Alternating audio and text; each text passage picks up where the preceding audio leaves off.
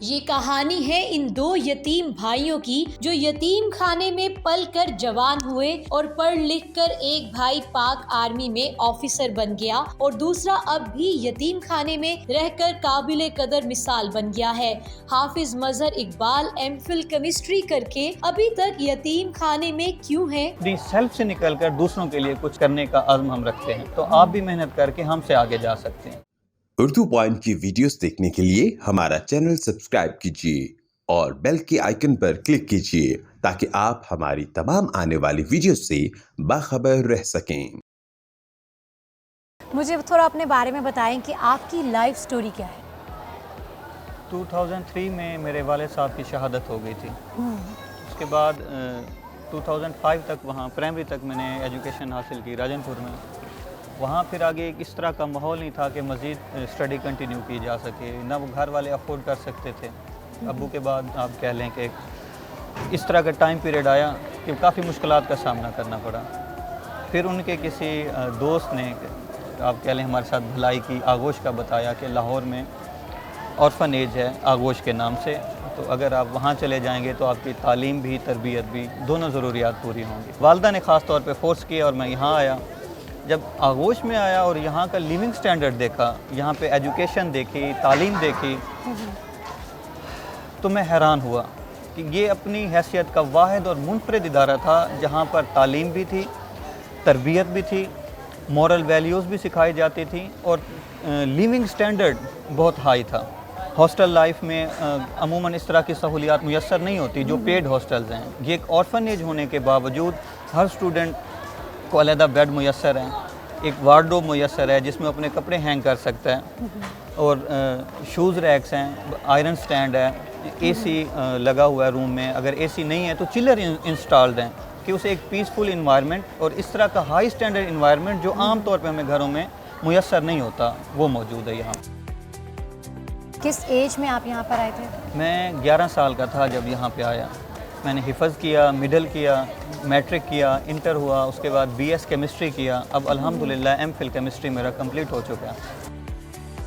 آپ نے M Phil کیا ہوا ہے کیمسٹری میں، آپ نے کہیں اور جانے کا کیوں نہیں سوچا؟ میری سیٹسفیکشن یہاں تھی کہ جس گھر نے مجھے اس مقام تک پہنچایا ہے تو میں اپنی صلاحیت کو ان بچوں کے لیے استعمال کروں، تو میں اپنی ذاتی سیٹسفیکشن کے لیے یہاں پہ سروسز دے رہا ہوں۔ اگر ہم آرفن ہونے کے باوجود اس مقام تک پہنچے ہیں تو آپ بھی محنت کر کے ہم سے آگے جا سکتے ہیں تاکہ بچوں کو ایک موٹیویشن ملتی رہے۔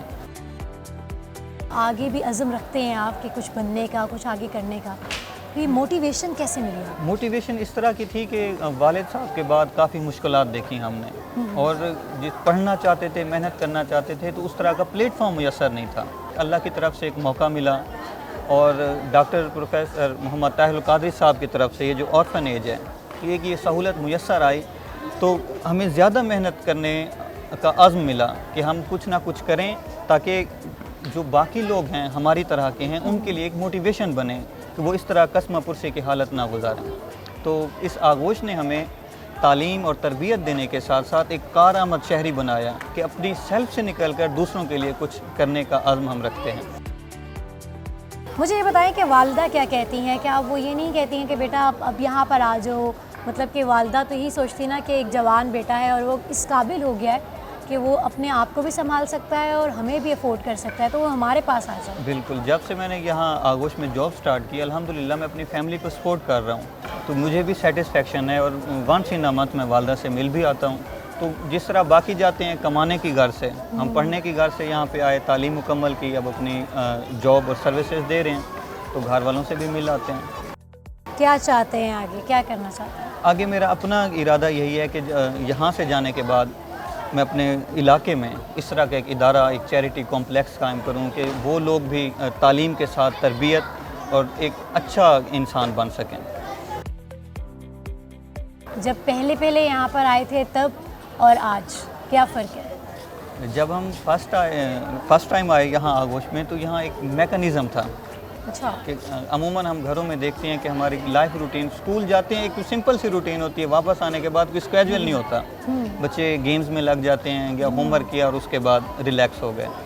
یہاں جب ہم آئے تو اٹھنے سے لے کر سونے تک پورا ایک اسکیجول تھا، اس میں تہجد بھی تھی، 5 ٹائم نماز پڑھنا، پھر ٹائم پہ بریک فاسٹ، اسکول جانا، اسکول سے واپسی پہ پھر لنچ کرنا، پھر نماز ادا کرنا، عصر کے بعد ایکٹیویٹیز، عشاء کی نماز پڑھنے کے بعد اسٹڈی پیریڈ ہوتا تھا، اسٹڈی پیریڈ کے بعد 10 بجے لائٹس آف ہو جاتی تھیں. تو آپ کہہ لیں کہ ایک اس طرح کا لائف سٹینڈرڈ جو ایک ایلیٹ کلاس انجوائے کرتی ہے، الحمدللہ ہم نے یہاں آغوش میں رہ کے انجوائے کیا. جب شروع میں آئے تو کیا فیملی کو مس کرتے تھے اور یہ سوچتے تھے کہ کہاں بھیج دیا مجھے؟ جی ڈیفینیٹلی، جب میں یہاں آیا تو ایک مدرسے کا کنسیپٹ تھا، جیسے سٹارٹ میں آپ سے کہہ چکا ہوں، تو میں وہ مدرسہ لائف میں جانا نہیں چاہتا تھا.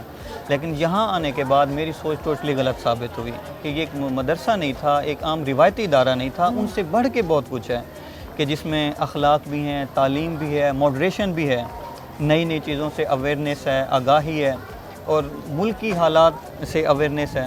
اب آپ آغوش کے کسی بھی بچے کو بلا کے آپ ان سے گفتگو کر لیں تو یہ آپ کو جو سوسائٹی کے بچے ہیں ان میں سے ایکسٹرا آرڈینری نظر آئیں گے، اپنے عمل میں، علم میں، اخلاق میں، اور مینٹیلٹی میں بھی آپ کو یہ منفرد نظر آئیں گے. تو یہ اس آرفن ایج کا، آغوش کمپلیکس کا خاصہ ہے.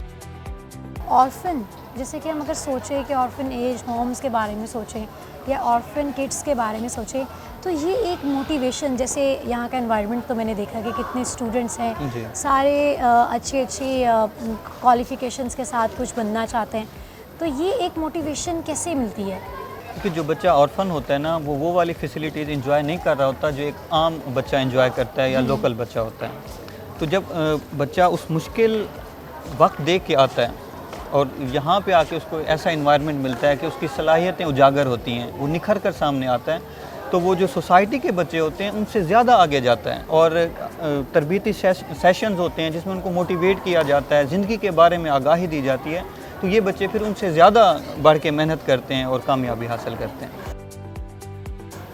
15 سال آپ نے یہاں پہ گزار دیے ہیں. مجھے یہ بتائیں کہ جب آپ یہاں پر اسٹوڈنٹ لائف میں تھے، جی اس میں اور اب کی لائف میں کیا فرق ہے؟ کیا آپ وہ مس کرتے ہیں یا سوچتے ہیں کہ الحمدللہ میں نے کچھ اچیو کر لیا؟ الحمدللہ اچیو تو کیا ہے میں نے، اس چیز پہ فخر بھی ہے، خوشی بھی ہے، ایک پروفیشنل لائف انجوائے کر رہا ہوں. لیکن جو لائف آغوش کے بچوں کو یا ہمیں میسر تھی اس کو میں مس کرتا ہوں، کہ چاہے وہ آپ کہہ لیں کہ کھانے سے ریلیٹڈ ہو، ہاسٹل فیسلٹیز سے ریلیٹڈ ہو، ایجوکیشن سے ریلیٹڈ ہو، پڑھنے سے ریلیٹڈ ہو، یا ٹور پہ ہم آتے جاتے تھے، تو وہ چیزیں ساری مس کرتا ہوں میں، کہ کمانے کے باوجود، پروفیشنل ہونے کے باوجود میں اس طرح کی انجوائمنٹ اب نہیں کر سکتا. آپ کو پتہ ہے کہ ایک جب بندہ ذمہ دار سٹیزن بنتا ہے تو ذمہ داری عائد ہو جاتی ہے، تو وہ کچھ باؤنڈریز ہو جاتی ہیں کہ بندہ چاہتے ہوئے بھی انجوائے نہیں کر سکتا.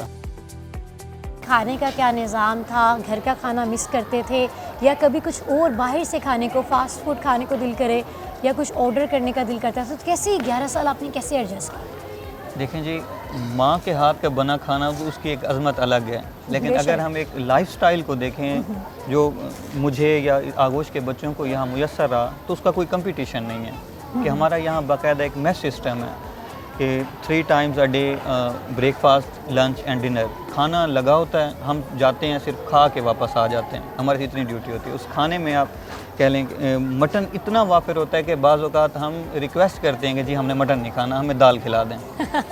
اس طرح فروٹس ہو گئے، باقی چیزیں ہو گئیں. اس سے بڑھ کر پھر ہمیں ویکلی ان سب چیزوں کے ساتھ ساتھ پاکٹ منی بھی ملتی ہیں، ارے واہ، تاکہ اس کھانے کے علاوہ ایکسٹرا کسی کا فاسٹ فوڈ کھانے کو دل کر رہا ہے یا کوئی اپنی من پسند چیز بچہ کھانا چاہتا ہے تو ضرور کھائے. تو یہ ایک گھر سے بڑھ کے تھا. تو آپ نے ایسے اچھے ایلیٹ سے انوائرمنٹ میں جہاں پر سب چیزیں بہت ہی اسکیجولڈ ہیں، سیٹ ہیں، ٹرمز اینڈ کنڈیشن بہت سیٹ ہے، اس میں آپ نے ایک ایم فل کیمسٹری کر لیا اور اپنے بھائی کا بتا رہے ہیں کہ he is doing a job as a lieutenant. جی، تو یہ کیسے پاسبل ہوا؟ جب یہاں کی یہ سہولیات ہمیں میسر آئیں تو ہم اللہ کے حضور سجدہ ریز بھی ہوئے کہ اس کا شکر ادا کیا کہ اس نے ہمیں اس مشکل سے نکالا اور آسانی میں ڈالا. تو آسانی کا آپ کہہ لیں اللہ کا شکر ادا کرنے کا سب سے بڑا ذریعہ یہ ہے کہ اس موقع سے فائدہ اٹھایا جائے، نہ کہ اس کو ضائع کر دیا جائے. اگر ہم پڑھ گئے ہیں، کچھ کسی مقام پہ آ گئے ہیں تو ہم نے اپنی اس سہولت کا حق ادا کیا ہے، اور اگر ہم ڈی ٹریک ہو جاتے تو ہم کسی اور بچے کا حق ہم نے مارا.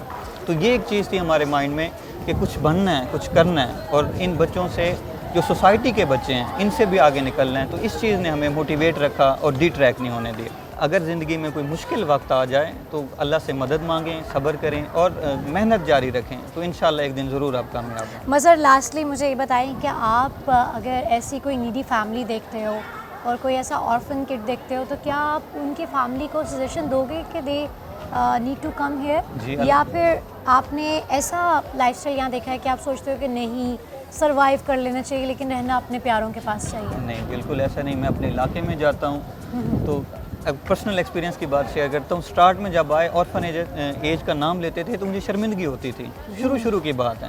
لیکن جب یہاں لائف سٹینڈرڈ انجوائے کیا، تعلیم انجوائے کی، ہماری مورل ویلیو سکھائی گئیں، اخلاقی قدریں امپروو ہوئیں، بول چال آیا، اٹھنے بیٹھنے کا سلیقہ آیا، تو خود کو سوسائٹی کے لوگوں سے کہہ لیں کہ اچھا بہتر پایا. آپ کیوں نہیں بتاتے تھے کسی کو؟ کہ ایک آرفن ایج ہے تو میرے ہم عمر کہیں گے کہ یتیم خانے میں رہتا ہے، پڑھتا ہے. تو یہ چیز تھوڑا بہت جو ہے آپ کہہ لیں کہ ایک احساس کمتری کا احساس دلاتی تھی. تو الحمدللہ یہاں رہنے کے بعد، پڑھنے کے بعد اب میں فخر سے بندے کو بتاتا ہوں کہ میں آرفن ایج سے پڑھا ہوں. تو یہ مظہر آپ کو اچھی آفر ہو جاتی ہے کسی اور آرگنائزیشن سے تو کیا آپ یہ لفٹ کریں گے؟ جی، اگر مجھے کسی اچھے ادارے سے آفر ہوتی ہے تو میں اسے ضرور انٹرٹین کروں گا. ناٹ فار ویلتھ، اس سینس میں کہ یہ آغوش کے لیے اور میرے لیے فخر کی بات ہوگی کہ ایک بچہ جس کے والد نہیں تھے وہ اس آرفن ایج میں آیا، پڑھنے کے بعد آج اس مقام پہ ہے کہ دوسرے بچوں کی سرپرستی کر سکتا ہے، دوسرے بچوں کو سپانسر کر سکتا ہے، دوسرے بچوں کو جاب میں فیسیلیٹیٹ کر سکتا ہے. ہم زندگی میں کسی مقام پہ بھی چلے جائیں تو ہم جڑے تو آغوش سے ہوئے ہیں، اس سے کٹ آف نہیں ہو سکتے.